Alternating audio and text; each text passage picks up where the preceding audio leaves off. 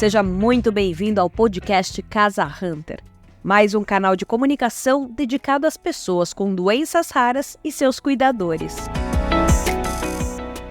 Você já imaginou um mundo em que homens e mulheres são livres para fazer as suas escolhas, tendo as mesmas responsabilidades, direitos e oportunidades? A igualdade de gênero é um dos objetivos de desenvolvimento sustentável da ONU a ser alcançado até 2030. O foco é dar fim à discriminação contra mulheres e meninas, promovendo direitos iguais e garantindo o acesso universal à saúde. O assunto tem tamanha importância que também faz parte de uma resolução inédita da ONU de dezembro de 2021.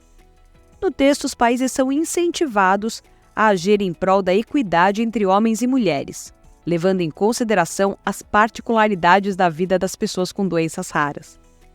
A ONU defende o fornecimento de serviços de cuidados a preços acessíveis para os pacientes, o que é essencial quando a gente pensa nas mães e meninas que ficam muitas vezes sobrecarregadas pelas demandas de cuidado, seja dos familiares, seja da casa.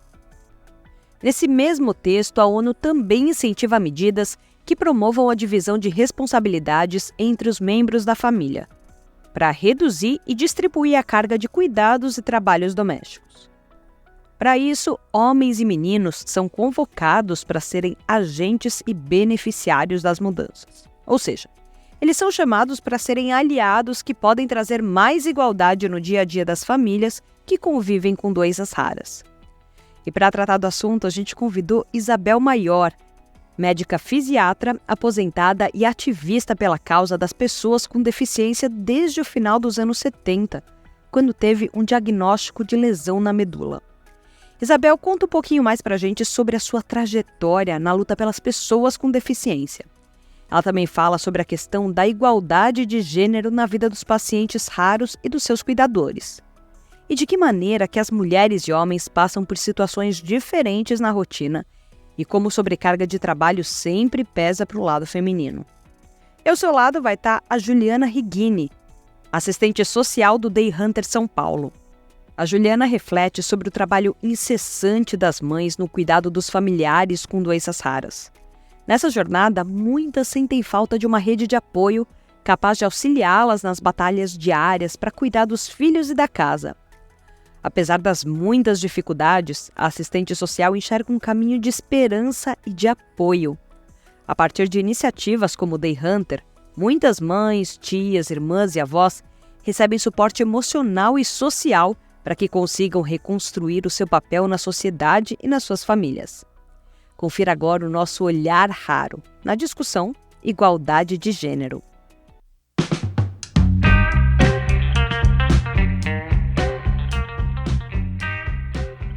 Oi, eu sou Juliana Righini, sou assistente social do Day Hunter de São Paulo. Vim aqui compartilhar com vocês sobre a questão do papel da mãe no contexto familiar e no cuidado da pessoa com doença rara.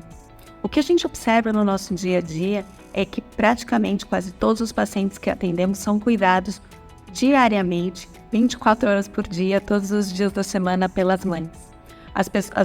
Os outros membros da família ou às vezes ficam a par desse cuidado, ou às vezes estão responsáveis pela questão financeira do trabalho, uma vez que muitas vezes essas famílias são de baixa renda, precisam ter os seus benefícios assistenciais solicitados pelo governo, impedindo que a mãe possa retornar para o mercado de trabalho e ampliar essa renda familiar e inclusive de cuidados para o seu filho.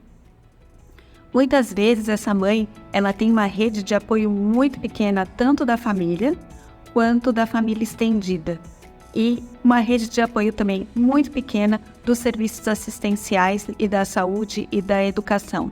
Muitas vezes profissionais desconhecendo sobre as doenças raras, então essa família enfrenta uma insegurança sobre os encaminhamentos que são feitos, fora filas para os exames, filas para os atendimentos que são intermináveis. Então, a batalha é diária, é o tempo todo envolvida nesse contexto de lutar pelo cuidado do seu filho ou da sua filha o dia todo e da rede de apoio que essa criança ou esse adolescente ou esse adulto precisa ter e que essa mãe constantemente vai atrás. fora todas as outras questões sociais e ambientais que essa família sobrevive e que impactam nessa mãe com relação ao cuidado ao seu filho. A gente vê muitas mães deixando de ter os seus projetos de vida individuais ou mesmo com a sua família para ter o cuidado, para se dedicar incessantemente, incansavelmente a esse filho e à condição que ele tem. A gente vê mães sem apoio, muitas vezes emocional, ou muitas vezes até físico, para poder dar conta das demandas da casa e de todas essas demandas de terapia, quando o filho já é atendido por esse grupo de profissionais multidisciplinares.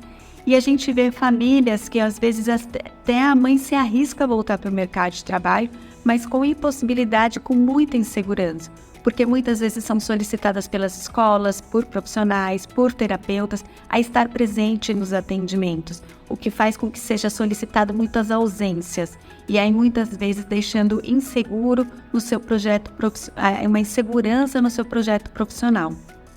Então, é muito importante que a gente possa ouvir e dar atenção para essa cuidadora, que é a mãe, né? Pensando nas questões de apoio emocional, de apoio social, de apoio econômico e também de reconstrução do seu papel na família, da sua identidade, do seu projeto de vida.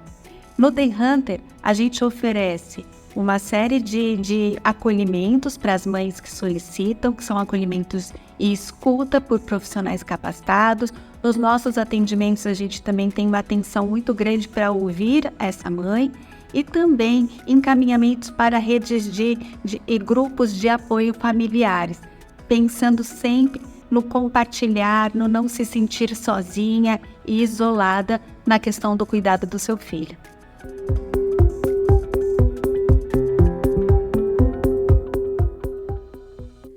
Seja muito bem-vinda ao programa, doutora Isabel Maior. A senhora podia se apresentar e contar um pouquinho mais para a gente sobre o seu trabalho ao lado das pessoas com deficiência? Meu nome é Isabel Loureiro Maior, eu sou médica, fisiatra, que é a especialidade responsável pela medicina física e reabilitação. Atualmente sou aposentada, já fui professora da Faculdade de Medicina da Universidade Federal do Rio de Janeiro, onde também fiz meu mestrado em Medicina Física e Reabilitação.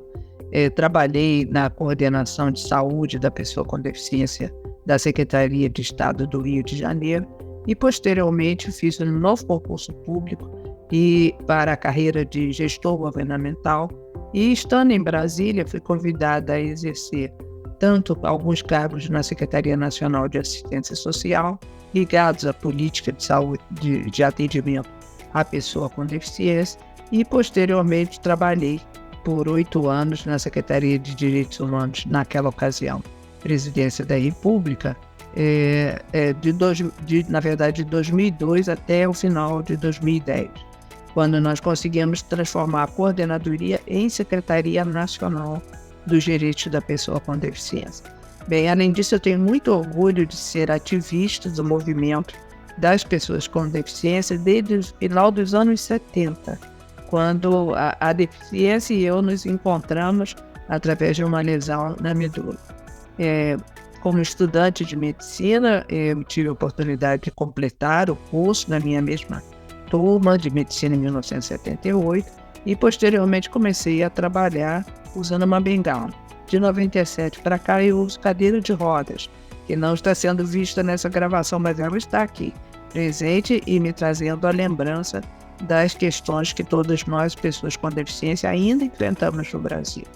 Como gestora governamental, tive a oportunidade de trabalhar em conjunto com diversos outros ministérios e também a oportunidade de conhecer como isso é feito nos outros países.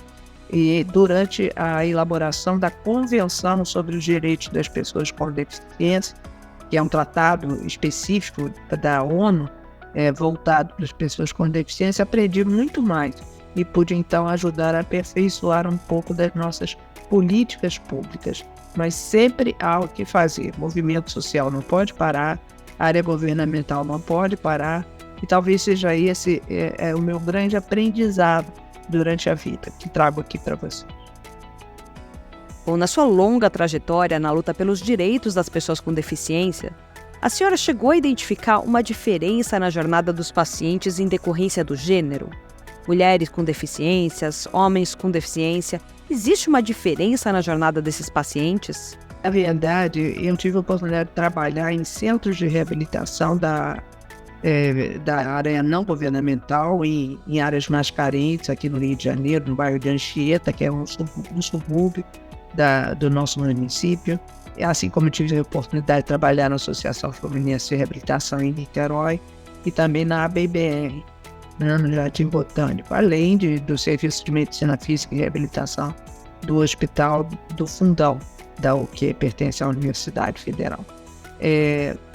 Eu diria que as pessoas com deficiência, sejam homens ou mulheres, recebem o mesmo atendimento.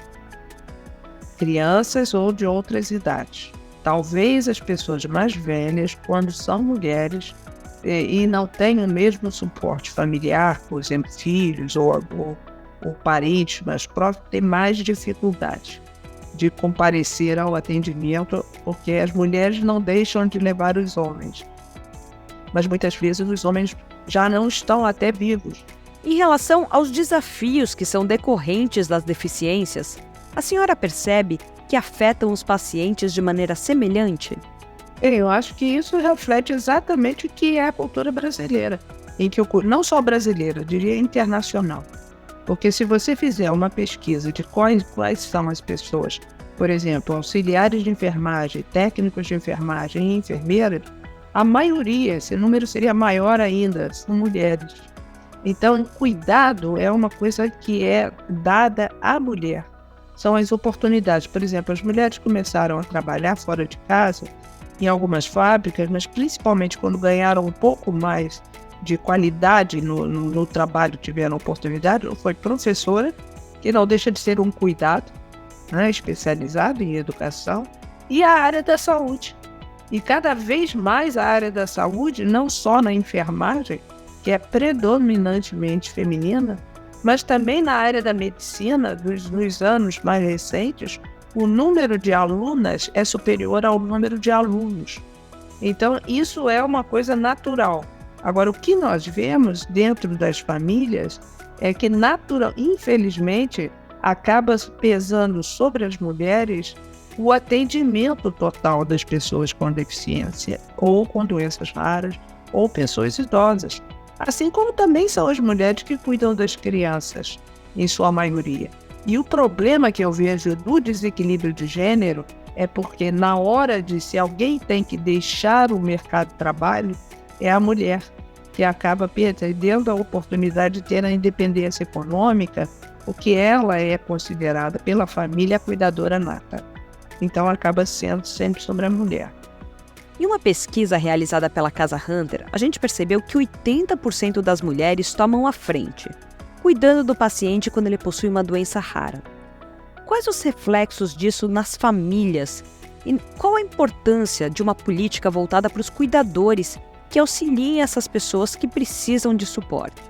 Mas isso, se você pensar bem, os cuidados domésticos ainda pesam sobre as mulheres. Aí eu não estou falando nem de cuidados em relação a qualquer pessoa que tenha algum tipo de dependência, mas falando dos cuidados em geral. Mas as mulheres precisam mudar a criação dos homens para que os homens façam atividades domésticas. Então, de certa maneira, somos nós, as mulheres, que ainda não conseguimos equilibrar dentro da própria família essa divisão de tarefas. E isso se reflete muito. O que eu posso dizer que vi com muita tristeza foi o desfazer de casamentos quando há uma pessoa para ser cuidada, uma criança com deficiência, uma criança com doença rara, muitas vezes o casamento se desfaz. E tudo recai sobre a mulher, que fica, na maioria das vezes, com poucos recursos financeiros e com excesso de trabalho, para tentar equilibrar toda essa equação. Além de, obviamente, o cansaço emocional e o cansaço físico que recaem sobre a pessoa quando você tem, em especial, uma situação que eu diria, por exemplo, de doença rara, ou vamos pensar de doença terminal, Esse é um esforço emocional muito grande que recai sobre a pessoa que é o cuidador. Se for o cuidador homem, vai também passar por isso. Se for a cuidadora mulher, que é algo que vocês encontraram e que eu acredito que seja correto esse resultado, é exatamente isso que reflete o que pensa a nossa sociedade. Agora, como equilibrar isso é muito difícil, né? Nós teríamos que pensar em políticas que hajam cuidadores, que pudessem apoiar as famílias, tanto homens ou mulheres, que possam ser cuidadores. Então, o chamado home care é um trabalho que é essencial, mas que, por exemplo, o nosso sistema de saúde ainda não dispõe. O sistema público de saúde, me refiro ao Sistema Único de Saúde, ao SUS. E nós precisamos de cuidadores no SUS. Nós temos o atendente, tem vários nomes de acordo com cada município, né? O atendente de saúde da família, os agentes de saúde, várias pessoas que vão às residências e orientam, mas não fazem o trabalho permanente. E muitas vezes as pessoas com deficiência e as pessoas com doenças raras precisam, que é aquele acompanhamento permanente. Nós não temos uma política de cuidadores e precisamos urgentemente. A própria Lei Brasileira da Inclusão, que é a Lei 13.146, que pode acudir a qualquer pessoa que dependa de cuidados, né? Está previsto isso na legislação, não é só para pessoas com deficiência, para quem necessita desse atendimento. Nós precisamos trazer essa figura do atendente pessoal ou do cuidador. A lei de cuidador não foi feita ainda. Ela acabou tendo uma série de dificuldades e o Congresso Nacional rejeitou a proposta. Então, nós, nesse momento, não temos essa figura. Então, fica difícil até para a contratação de pessoas para o serviço público, por exemplo. Mas eu acho que é uma política urgente no nosso país. A gente vive em um país com um histórico muito complexo em relação à divisão de tarefas entre homens e mulheres e a ocupação desses espaços, né? Hoje a gente já sabe que o número de mulheres chefes de família é maior do que o de homens. Como tratar em termos legais essa questão quando ela ainda está associada à deficiência? E como a gente pode puxar esse tema e trazer essa discussão para a sociedade?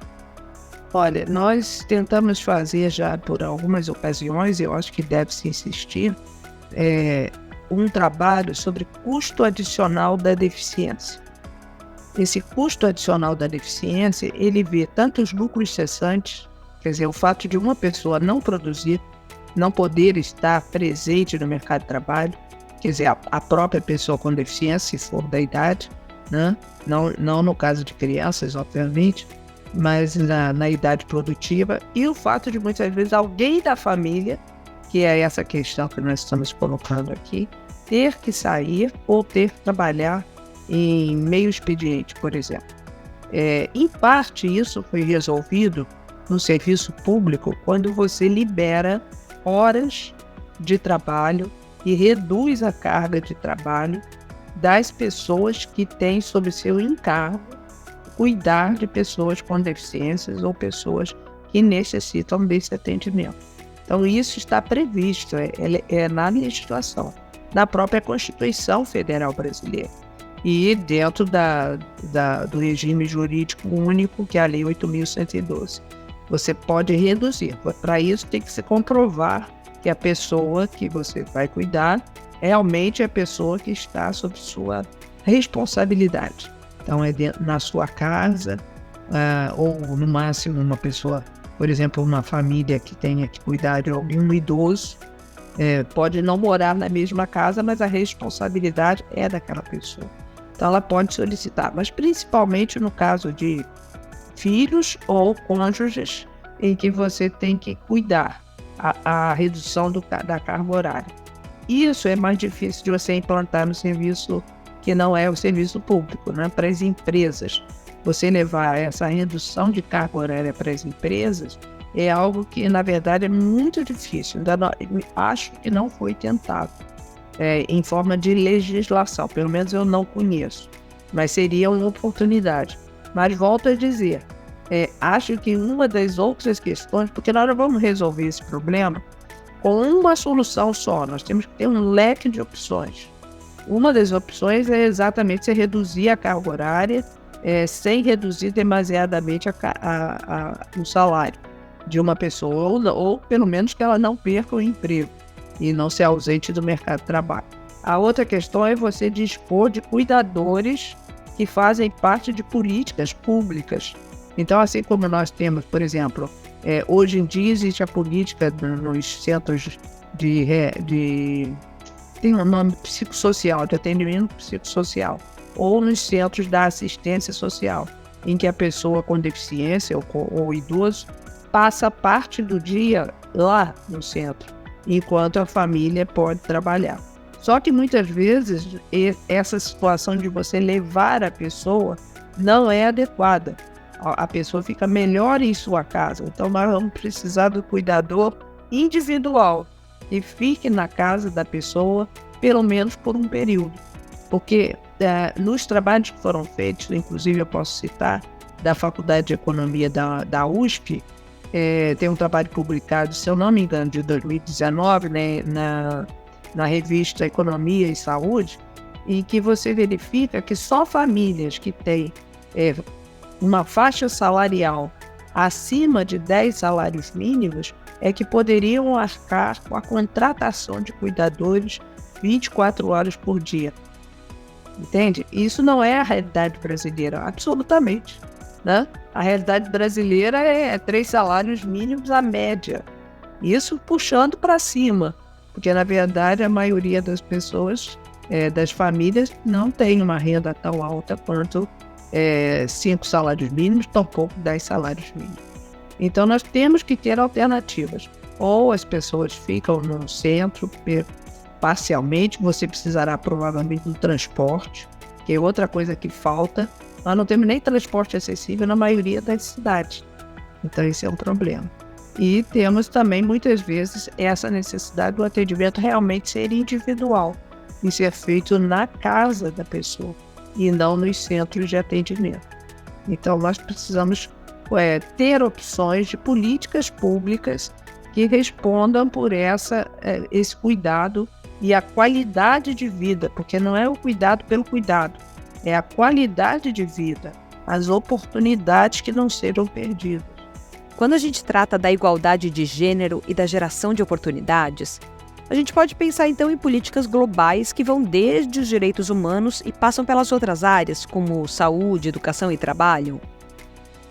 Se nós estivermos pensando em crianças com deficiência ou com doenças raras, nós temos que pensar na oportunidade que essas crianças têm de estar na escola. Então, ser cuidado durante o período e ser cuidado também na escola. Por isso nós falamos tanto da educação inclusiva com os recursos necessários. Não são apenas recursos pedagógicos, muitas vezes são justamente os atendentes que devem estar na escola para poder auxiliar as pessoas que precisam. Repare que eu entendo como uma política completa, algo que você possa pensar desde a fase dos direitos humanos, que são de todos, mas no caso específico de pessoas com deficiência, passando pelas outras áreas também, e pensando que essas pessoas vão crescer e vão precisar de oportunidades depois no mercado de trabalho, elas próprias, e não só os familiares, mas as pessoas com deficiência. Da importância ainda da legislação de reserva de vagas, chamada Lei de Cotas, né, que na verdade não é uma lei, é o artigo 93 da Lei 8.213, mas no mercado de trabalho ou quando se trata de concurso público. Nós temos que pensar em políticas globais, que são intersetoriais. Temos que ter um plano de ação. Aliás, a ONU fala em plano de ação quando na nova resolução de dezembro de 2021 abordou o enfrentamento dos desafios das pessoas que vivem com doenças raras e suas famílias. E fez muito bem ao chamar os governos para fazerem alguma coisa. Muito obrigada por acompanhar mais um episódio do nosso Olhar Raro. Se você gostou do programa, curta, comente e compartilhe nas suas redes sociais. A gente se vê no próximo episódio. Até lá!